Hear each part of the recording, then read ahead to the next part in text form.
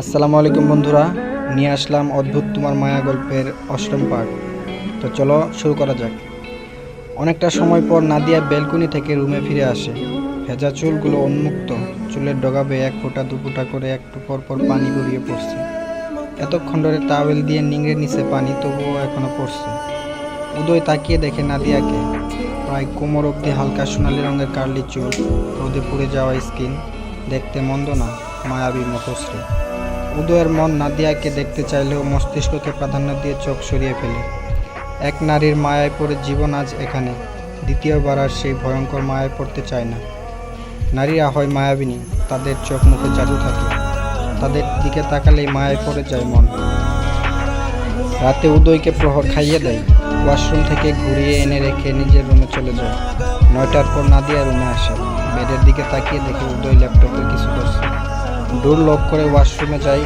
উদয় চোখ কোনা করে নাদিয়াকে দেখে, তারপর ল্যাপটপ বন্ধ করে রেখে শুয়ে পড়ে। নাদিয়া ওয়াশরুম থেকে বেরিয়ে বেডের দিকে আসতেই থমকে দাঁড়ায়। উদয় বেডে শুয়ে আছে আড়াআড়িভাবে। ওপাশে নাদিয়া শোয়ার মতো জায়গা নেই, একদম বেডের মাঝে আড়াআড়িভাবে শুয়ে আছে। শুধু কি শুয়ে আছে, চার হাত পা চারদিকে ছড়িয়ে রেখেছে যেন নাদিয়া শুতে না পারে। নাদিয়া মনে মনে বলে, মহাবদলুক তো, কিভাবে শুয়ে আছে, আমি কোথায় ঘুমাবো এখন? নাদিয়া দাঁড়িয়ে থাকে বেডের সামনে। উদয়ের চোখ বন্ধ, তবে বুঝতে পারছে নাদিয়া পাশেই দাঁড়িয়ে আছে। উদয় মনে মনে মহা খুশি। ঘুমা এখন, কোথায় ঘুমাবি? মুখের উপর তর্ক করা। নেহাতই উদয় তর্ক পছন্দ করে না, তাই চুপ করে রয়েছে। ধমকাধমকি রাগ দেখিয়ে কাজ নেই। গন্ডারের চামড়া কিনা, কোনো কথা গায়ে লাগে না এই মেয়ের। সন্ধ্যার পরও কত কিছু বলল, সেই সব ভুলে গেছে এত দ্রুতই।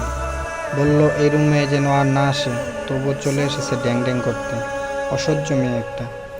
2 মিনিট, 4 মিনিট, 6 মিনিট, এভাবেই 12-13 মিনিট পেরিয়ে যায়। দুজনের একজনও কিছু বলছে না। নাদিয়া শটান দাঁড়িয়ে আছে। উদয় জোর করে চোখ বন্ধ করে রেখেছে। উদয় আর চুপ করে থাকতে পারে না, লাইটের আলোর কারণে ঘুমোতে পারছে না। ঘাড় ঘুরিয়ে নাদিয়ার দিকে তাকায়, থমকে বলে, এভাবে সঙ্গের মতো দাঁড়িয়ে আছো কেন? নাদিয়ার ভ্রুযুগল কুঁচকে যায়। এই লোক তো একদম ওর মায়ের মতো করে কথা বলছে। ওর মা কি এই বংশের মেয়ে, নাকি উদয় ওর মায়ের বংশের ছেলে? কোনোভাবে এরা নিজেদের বংশ থেকে হারিয়ে যায়নি তো? সকাল থেকে দেখছে এই লোক ওর মায়ের মতো ফেক ফেক করে কথা বলছে ওর সাথে। দুজনের এই জাত শত্রু উদয় নাদিয়া। কথা বলছো না কেন? শুনতে পাও না? আমি কোথায় ঘুমাবো? আমি কিভাবে বলবো তুমি কোথায় ঘুমাবে? যেখানে খুশি সেখানে ঘুমাবো। পরক্ষণে আবার বলে, জীবনেও না, তুমি নিজের খুশি মতো ঘুমাবে না, আমি যেখানে বলবো সেখানে ঘুমাবো। কোথায় ঘুমাবো তাহলে? ফ্লোরে? নাদিয়া ফ্লোরের দিকে তাকায়। নিচে ঘুমাতে পারবে না, তাহলে অন্য রুমে গিয়ে ঘুমাও। পারবো না। পারতে হবে। ওইদিকে চাপুন। উদয় রাগ দেখিয়ে বলে, একদম না, মনের ভুলেও বেডে আসবে না, লাথি দিয়ে কিন্তু নিচে ফেলে দেবো বলে রাখলাম। নাদিয়া উদয়কে ভয় পেলেও উপরে প্রকাশ করছে না। ওর ভাবভঙ্গি দেখে বোঝা যাচ্ছে না উদয় দেখে ভয় পাচ্ছে কিনা। এই একটা ব্যাপার খুব ভালো করে আয়ত্ত করে রেখেছি নাদিয়া। ছোটবেলা থেকে ধমকাধমকি, রাগারাগি, মার খেয়ে বড় হতে হতে এইসব কিছু অভ্যাস হয়ে গেছে। এখন ভয় পেলেও প্রকাশ করে না। নাদিয়া আশেপাশে নজর বুলায়, ডিভানের উপর চোখ আটকায়, ওখানেই ঘুমানো যাবে। এই উদয়কে দিয়ে বিশ্বাস নেই, রাতে লাথি দিয়ে ফেলেও দিতে পারে। তাই রিস্ক না নেওয়াই ভালো। বালিশ নেওয়ার জন্য আগায়। উদয় বাম হাত নাদিয়ার সামনে উঁচু করে বলে, একদম এদিকে আসবে না, মারবো কিন্তু। বালিশ নেবো একটা। বালিশ কেন নেবে? ঘুমাবো। কোথায়? নাদিয়া হাত দিয়ে ডিভান দেখিয়ে দেয়। পাশ থেকে একটা বালিশ তুলে নাদিয়া থেকে ছুঁড়ে মারে উদয়। যাও এখন, আর মনের ভুলেও রাতে এখানে আসার চেষ্টা করবে না। নাদিয়া উল্টে ঘুরে ডিভানের দিকে এগিয়ে যায়। উদয় দাঁতে দাঁত চেপে বলে, লাইট কে অফ করবে? লাইট অফ করো। নাদিয়া পেছন ফিরে তাকায়।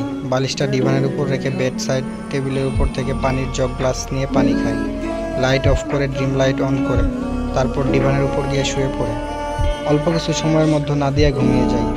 আগের দিন রাতে ঘুম না হয় দারুণ আজ শেয়ার করে মিনিটের মধ্যেই ঘুমিয়ে গেছে। এমনিতেও নাদিয়ার শরীর বেশ ক্লান্ত আর দুর্বল। উদয় চোখ বন্ধ করে আছে, তবে ঘুম আসছে না। কেমন হাঁফফাঁস লাগছে, অস্থির অস্থির লাগছে, কারণ ছাড়াও কারণে রাগ উঠছে। কেমন যেন লাগছে, উদয় নিজেই বুঝতে পারছে না। কোনো রকম দেহখানা ঘুরিয়ে উপর হয়ে শোয়। ডান হাতটা লম্বা করে আঙুল নাড়ানোর চেষ্টা করে, তবে খুব একটা লাভ হয় না। এই অবস্থা থেকে কবে একটু রিকভার করবে সে আশাই আছে। আল্লাহ তাআলা হয়তো একদিন ওকে আবার একা হাঁটার মতো অবস্থায় ফিরিয়ে দিবেন। সেই আশায় সময় গুনছে প্রতিনিয়ত। সময় গড়ায় দুজনেই গভীর ঘুমে বিভোর হয়ে আছে। নিস্তব্ধ রুমে ভারী শ্বাস আর এসির মৃদু শব্দ। বাহিরের জ্যোৎস্নার আলো, সাদা থাই গ্লাস আর পর্দা ভেদ করে একটু একটু করে চাঁদের আলো দেখা যাচ্ছে। বাহিরে নিশাচর ভবঘুরে পাখিগুলো করুণ সুরে ডাকছে। উদয়ের ঘুম হালকা হয়ে আসে। রোজ রাতে এই সময়টায় ঘুম ভেঙে যায়। আজও তার ব্যতিক্রম হয়নি। আস্তে আস্তে চোখ মেলে তাকায়। পানি পিপাসাও পেয়েছে।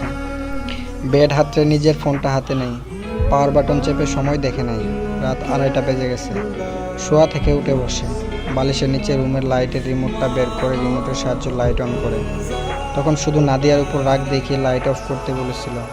পানি খাওয়ার জন্য বেড সাইড টেবিলের দিকে তাকাতেই মেজাজ খারাপ হয়ে যায় আবার।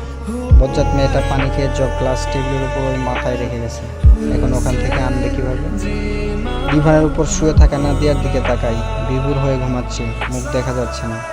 আবার তাকাই ডোরের দিকে। ডোর ভেতর থেকে লক করা। প্রহরকে আসতে বলেও লাভ নেই। নাদিয়ার দিকে তাকিয়ে গালাগালি করে কিছু সময়। এখন পানি না খেলে ভালোই লাগবে না। পানি খেতেই হবে। রোজকার অভ্যাস এটা। প্রত্যেক দিন জগ গ্লাস বেডের পাশেই থাকে। উদয় হাত বাড়ালেই নাগালে পায় দুটোই। আজকে আর নাগালে আসবে না। বেড থেকে নেমে কোনোভাবে পানি কাছে পৌঁছাতে পারলেও বেডে ফিরে আসতে পারবে না। এর আগে অনেকবার একা হাঁটার ট্রাই করেছে, ফলস্বরূপ ধপাধপ আশা খেয়েছে। তারপর বাড়ির সবাই এসে ধরে আবার বেডে বসিয়েছে। বেড থেকে পা নামিয়ে দেয়। পাশ থেকে স্টিকটা হাতে নেয়। নাদিয়ার দিকে তাকিয়ে আবার কতক্ষণ বকাবকি করে। জানেই উদয় হাঁটতে পারে না। রাতে ওর পানি খাওয়ার প্রয়োজন হতে পারে। জগ গ্লাসটা ওর হাতের নাগালে রেখে যাবে না। ইচ্ছে করে দূরে রেখে গেছে ওকে সাহায্য করার জন্য। বকাবকি বন্ধ করে বাম পা ফ্লোরে রাখে। কোনো রকম পায়ের ভর করে দাঁড়ানোর চেষ্টা করে, কিন্তু অস্বাভাবিকভাবে ওর হাত পা কাঁপতে শুরু করে। না দাঁড়িয়ে বেডে বসলে পরে আবার। দাঁড়ানোর মুরুদ নেই ওর। দাঁড়াতে হলে একজন মানুষের সাপোর্ট প্রয়োজন। নিজের হাতের দিকে তাকায়। আরে স্টিক দিয়ে তো জগটা ওর কাছে নিয়ে আসতে পারবে। বাম হাতে স্টিক উঁচু করে ধরে জগের সাথে বাঁধিয়ে একটু একটু করে নিজের দিকে নিয়ে আসতে থাকে। প্রায় হাতের নাগালে চলে এসেছে। আর একটু ধরবে ঠিক তখনই জগটা ফসকে ভেঙে পড়ে যায়। কিছু ভেঙে যাওয়ার শব্দে ধরফড়িয়ে ঘুম থেকে উঠে বসে নাদিয়া। দ্রুত এই গতিতে এগিয়ে এদিকে চোখ ঘোরায়। উদয় বেডে পা ঝুলিয়ে থেকে তাকিয়ে আছে ফ্লোরের দিকে। নাদিয়া উদয়ের দৃষ্টি লক্ষ্য করে নিচের দিকে তাকায়। কাচের জগটা ভেঙে পড়ে আছে। পানিতে ভেসে গেছে অনেকটা জায়গা। নাদিয়া দ্রুত ডিভান থেকে নেমে আসে। কি হয়েছে আপনার? উদয় মুখ তুলে নাদিয়ার দিকে তাকায়। নাদিয়া ধরনের চোখ মুখ দেখে উদয়ের দৃষ্টি এলোমেলো চুলগুলো ভীষণ মায়াবী লাগছে। কি হয়েছে? আপনার কথা বলছেন না কেন? নাদিয়ার কথায় ঘুর কেটে যায় উদয়ের। পানির জগ ওই পাশে রেখেছে কেন? তুমি জানো না আমি রাতে পানি খাই? নাদিয়া দুদিকে মাথা নাড়াই। জানো না? কেন জানো না? কিভাবে জানবো? আপনি তো বলেননি। উদয়ের ইচ্ছে করছে নিজে মাথা নিজের বাড়ি মারতে। নাদিয়া কিভাবে জানবে? ও রাতে পানি খায় কি না খায় বললে তো জানতে পারবে। আপনি পানি খাবেন? হ্যাঁ খাবো। আমি নিচ থেকে পানি নিয়ে আসছি। উদয় বলে না কিছু। ওর এখন পানি দরকার। পানি খেতে পারলেই ভালো লাগবে। গলাটা শুকিয়ে কাঠ হয়ে গেছে। নাদিয়া দ্রুত নিচে যায় পানি নিয়ে আসার জন্য। উদয় নাদিয়ার যাওয়ার পানে একবার তাকায়। তারপর আবার ভেঙে যাওয়া জগের দিকে তাকায়। একটু পরে অন্য একটা পানি ভর্তি জগ নিয়ে ফিরে আসে নাদিয়া। গ্লাসে পানি ঢেলে দেয় উদয়ের সামনে ধরে। গ্লাস হাতে নিয়ে এক চুমুকে গ্লাস খালি করে উদয়। আরেক গ্লাস দাও। নাদিয়া আরেক গ্লাস পানি দেয়। অর্ধেকের বেশি খেয়ে আর খায় না। গ্লাস টেবিলের উপর রেখে বেডে পা তুলে বসে। গভীর গলায় বলে, এরপর থেকে সবসময় পানির জগ গ্লাস এই পাশে রাখবে যেন আমি নাগাল পাই। নাদিয়া মাথা নাড়ায়। যাও ঘুমাও এখন। নাদিয়া ফ্লোরের দিকে তাকায়। ভাঙা কাঁচ আর পানির সরাসরি। নাদিয়াকে না ঘুমিয়ে কাঁচ পানি পরিষ্কার করতে দেখে কিছুটা রেগেই বলে, এই মাঝরাতে এখন এগুলো পরিষ্কার করতে হবে? কাল করা যাবে না? যাও ঘুমাও, সকালে পরিষ্কার করলেই হবে। ভুল করে যদি কারো পায়ে লেগে যায়, পরিষ্কার করছে আমার সমস্যা হবে। 1 নম্বরে ঘাটতেরা মেয়ে একটা। ঝিরঝির করে বলে কথাগুলো। নাদিয়া ফ্লোর পরিষ্কার করা শেষ করে ডিভানের দিকে এগিয়ে যেতেই উদয় ডেকে ওঠে, কিছু বলবেন? ওয়াশরুমে যাব আমি। এদিকে আসো, আমাকে ধরো। নাদিয়া বড় বড় চোখ করে তাকায়। ওকে ধরতে বলছে, তাও নিচ থেকে? আসছো না কেন? তাড়াতাড়ি আসো। নাদিয়া এগিয়ে যায়। ডান দিক থেকে ধরো আমাকে। নাদিয়া উদয়কে ধরে বেটা চিকন ঠান্ডা কাঁধের নিচ পর্যন্ত নাদিয়ার উচ্চতা। নাদিয়ার কাঁধে ভর করতে গিয়ে একটু ঝুঁকে যেতে হয়েছে। উদয় শয়তানি এক হাসি দেয়। মজা বুঝাবো এখন, ওর তো এখন মোটে ওয়াশরুমের চাপ আসেনি, নাদিয়াকে সাহায্য করবে এটাই ওর পরিকল্পনা। উদয় স্টিকার নাদিয়ার উপর ভর দিয়ে দাঁড়ায়, এক কদম এগিয়ে গিয়ে শরীরে ভর নাদিয়ার উপর দেয়। নাদিয়া উদয়কে নিয়ে পড়ে যেতে যেতে শক্ত হয়ে দাঁড়ায়, জানটা বের হয়ে যেতে চাইছে। দেখতে চিকন মনে হলো ওজন আছে। নাদিয়া বুঝতে পারে উদয় ইচ্ছে করে এমন করছে। আজকের পর্বটি এই পর্যন্তই। তো পরবর্তী পর্ব তাড়াতাড়ি পাওয়ার জন্য অবশ্যই আমাদের চ্যানেলটিকে সাবস্ক্রাইব করে রাখুন, আর অবশ্যই ভিডিওতে লাইক করতে ভুলবেন না। ধন্যবাদ সবাই।